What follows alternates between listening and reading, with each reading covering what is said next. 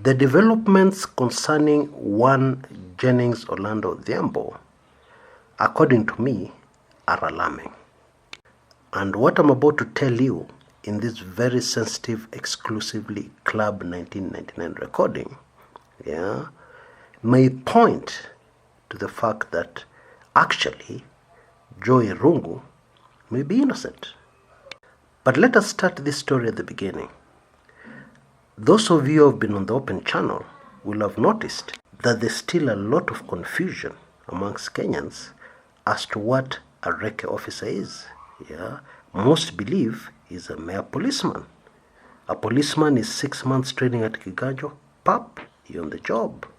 This is in very sharp contrast to a Reke agent, or a Reke officer, who after the basic military training, not police, goes out of the country for further training and usually comes back with a specialized skill. By specialized skill, I mean sniper, for instance, or something like that, something specialized, or maybe even bomb expert, etc., etc. Now, if you're one of those people who believe that Jennings Orlando Odhiambo is a former cop, now Reke officer, you'll have to humor me, and just believe me that he's not. The other thing you must know is that Reke officers only have two duties, and two duties alone. They will either be in security detail, that is security of a VIP, or they can be in what I will simply call other duties. Now, there's a very good reason I call them other duties, because for instance, if you know a Reke officer personally, who is not in the security detail and is in these other duties, and they're very close friends to you, you're going to run into some problems. What kind of problems am I talking about? I am pointing to the fact that it will be very difficult for you to understand precisely and exactly what they do at the Reke squad. And understandably so, because these officers are normally involved in top secret operations and missions. They cannot even tell their wives what they do without breaking the law. Reke officers are very closely connected to the security of the state and intelligence operations. Now, let me just give you one example of an operation which is believed to have been carried out by a Reke officer. I believe this example will be able to demonstrate to you the level of training of these officers. On the evening of 7th February 2015, on Kenyatta Avenue, Nairobi, very close to the roundabout and very close to the Serena Hotel, Nairobi, a very shocking incident unfolded. The Member of Parliament for Kabete at that time, Mheshimiwa George Mushai, was gunned down in what was very clearly an assassination. Now, those who are not trained or involved in security would not have taken note of the mind-boggling details connected to this very curious incident.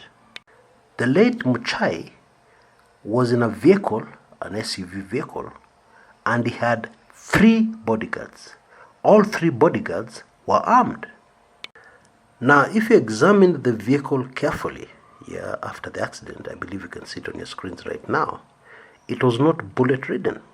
In fact, you can hardly see any bullet holes in the vehicle. Now, that is very significant. Why? Because the first time I heard of this incident, I assumed that whoever had assassinated the late Member of Parliament had sprayed the vehicle with bullets. Now, that one doesn't take much skill. You just aim in the general direction and you spray, and all occupants of the vehicle will end up dead. However, this is not what happened in this case. What happened in this case is that a lone gunman, according to multiple sources it was only one gunman, approached the vehicle, and remember, Bwana Muchai had 3 bodyguards, and he shot Bwana Muchai and his bodyguards dead Now, in case I've still lost you, just imagine this situation. Yeah, you're a bodyguard. You're supposed to be alert all the time. You're armed with a gun. Yeah. So, assuming that this gunman came and shot the first person, one of the other two bodyguards should have recovered, yeah, and returned fire or escaped or done something like that.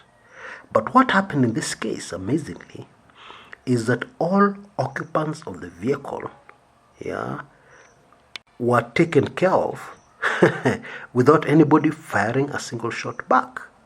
Now, that takes a lot of skill to be able to achieve something like this. This is a work of a very highly trained person. Yeah? And this is why I believe the information I received that actually this assassination was carried out by a Reke officer. Now, I don't want to go into the possible reasons why Muchai was assassinated. Yeah, and indeed, to be very honest, I don't know. Yeah, because there are a lot of speculations, but that mystery has never really been answered. Yeah, the motive for this assassination.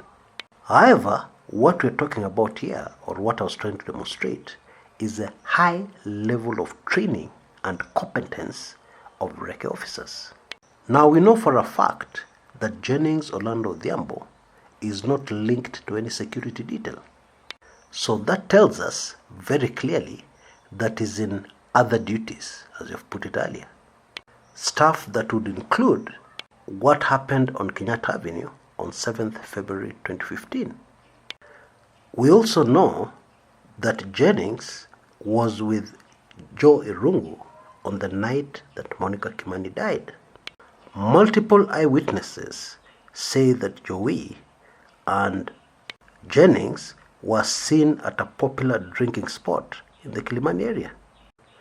And multiple eyewitnesses also say that the two of them excused themselves to go out on a job. Now, what Jennings officially told investigators was that Jowies dropped him at a petrol station, yeah, went off to see Monica Kimani, and then came back after a while. He left Jennings having a beer, yeah, at a drinking place next to a petrol station. And according to Jennings' story, Jowies came back and they never discussed what had happened, yeah, and then he was dropped off. Jennings also says that Jowies invited him into town for a drink, yeah, and he drove all the way, or rather he took public means all the way from Ruiru. Yeah, Ruiru is where the Reke company is based.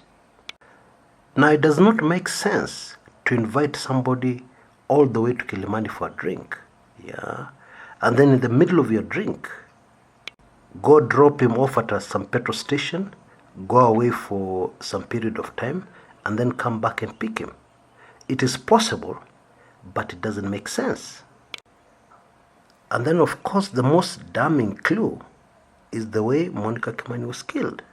Her throat was slit from ear to ear, literally. It is the kind of execution that can only be linked to a highly skilled, highly trained commando. And the root of that sharp knife ensured that all vital arteries were severed deeply enough to ensure almost instant death. And I mean the precise route the knife took, yeah, traveling from ear to the other ear very rapidly. When you carefully consider all the facts linked to this case, yeah, it becomes very doubtful, yeah, that Joe Irungu could have actually executed this murder. Which now forces us to consider what possible motive, yes, because that will point us to the killer, that anybody would have wanted, yeah, to end this poor young girl's life, Monica Kimani's life. And there are way too many motives to consider, considering what Monica Kimani was doing. Yeah, she was involved with high-ranking officials in South Sudan. She was involved in money laundering. Yeah, that is cleaning money that has been siphoned from the South Sudanese government. Yeah, corruption money. It is in the public domain that she took care of the property, yeah, leading senior South Sudanese government officials owned in Nairobi, Kenya. Many of you will be aware that one of the ways of cleaning money, dirty money, making it clean, which is what money laundering is all about, is to buy property and sell, or even buy property and collect rental income. For a girl who came from such a background as the late Monica Kimani, she was earning huge sums of money that she had probably never imagined that she'd ever earn in her life. And she was also regularly handling large sums of money. And I'm not talking about Kenya shillings, normally foreign currency, US dollars and euros. And in the dizzying heights that she had climbed up to financially, she most probably never realized the grave danger she was putting her life in. And one of the reasons why her life was always in grave danger was the fact that she was involved in something called politics, even if she didn't know it. You see, for senior South Sudanese government officials to do what they're currently doing in Kenya, they have very powerful friends in Kenya. And those powerful friends in Kenya are political. The most likely thing that happened is that Monica Kimani had access to information that some very powerful people in Kenya were wary about. The kind of information that would make them not hesitate to order for her to be assassinated. Now back to Joe Irungu. Joe Irungu's biggest blunder, was the fact that it is now believed, widely believed, and there's also evidence to suggest the same, that on the night Monica Kimani died, he had sex with her. Now, according to a sworn statement given by Jackie Maribe, she said that when Joey came home that night, he was hysterical, and apparently he had learned of the murder of Monica Kimani, and he kept telling Jackie Maribe that he loves her very much. Now, this neatly makes sense, because of what he had just done. He had just had sex with another woman, despite the fact that he had a fiancée, and he had driven back to his fiancée's house in her car after having done this. Now, I would probably have been able to live with it had he not been discovered. However, it must have dawned on Joey that the fact he was at that apartment, shortly before she was murdered, would point fingers at him as being the murderer. So he had two concerns. One concern is that he had just been unfaithful to the woman he was going to marry.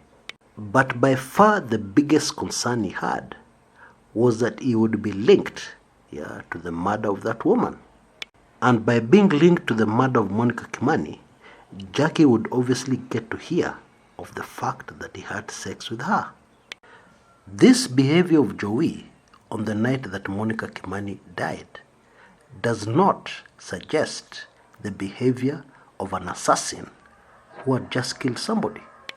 It points to a man who had just been unfaithful, he had done something wrong, and in the process ended up being at the very wrong place at the very wrong time. Now, before I go, I'd like to point out one other very important fact here. You need to know, when covert operations are being carried out, by a certain arm of government, even the police are not aware. They don't need to be aware. And that would explain why investigators went after Jennings. But the fascinating thing here is that investigators started behaving very strangely as soon as Jennings was arrested. They of course went through the motions for public consumption, holding somebody as they interrogate them further. But it was clear that Jennings was a hot potato as far as the investigators were concerned, which speaks volumes. And the fact that he was released and absolved from any involvement with the murder, despite the fact that he was caught on CCTV footage, driving in the same vehicle with Joey, shortly after the murder of Monica Kimani, that alone speaks volumes. That alone suggests that it is highly unlikely that Joey Rungu killed Monica Kimani. The only thing Bwana Rungu did wrong was to have sex with another woman when he's living with his fiancée as man and wife. That is the only wrong thing he did. But clearly, that one wrong thing that he obviously did, has put him in very hot soup, because he's now on trial for murder. And taking the circumstances into consideration, it will be a very uphill task for him to prove his innocence. For him to prove that in fact he did not commit the murder. You had sex with a woman who was murdered. You can be put at the scene, where the woman was murdered. Gosh, it's fairly overwhelming evidence. Very difficult to overturn. And it is even harder to overturn because the only way to overturn it is to point fingers, at another possible murderer, or the actual murderer of Monica Kimani.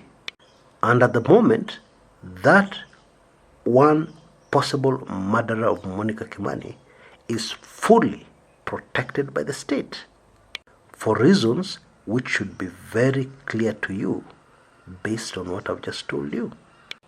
Well, you can be sure of one thing. The trial of Joey Rungu is going to be extremely interesting.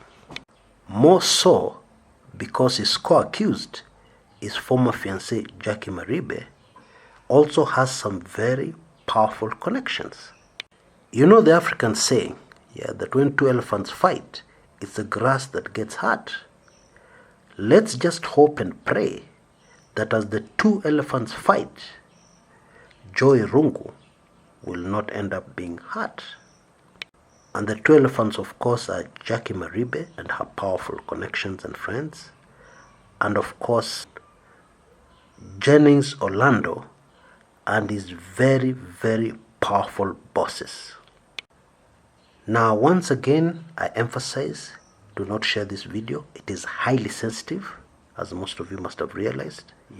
Highly, highly sensitive. Don't share it with anybody. It is only for your consumption within Club 1999. Until next time, this is Chris Kumekucha.